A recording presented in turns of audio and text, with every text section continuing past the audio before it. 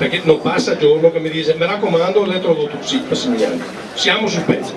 Allora, è stato inviato al Ministero una lettera ufficiale della Giunta, una firma mia e una firma del Presidente Zaia, dove noi abbiamo chiesto un progetto alternativo a quello aereo e abbiamo sottolineato in quella lettera che noi siamo contrari a questo tipo di progetto.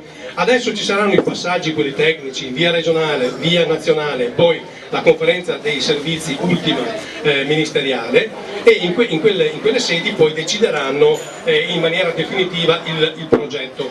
Ho incontrato i sindaci ieri della Riviera, tra cui anche il sindaco di Saonara, che mi facevano presente per l'ennesima volta il problema, e siamo rimasti d'accordo che adesso loro faranno delle controdeduzioni che noi porteremo nella commissione via, per cui c'è chi parla con i volantini, bello, per carità, sono sempre elementi di democrazia, chi invece, assumendosi responsabilità importanti, firma un atto ufficiale e a tutela dei cittadini dà la priorità alla salute. Ecco, questo deve essere chiaro.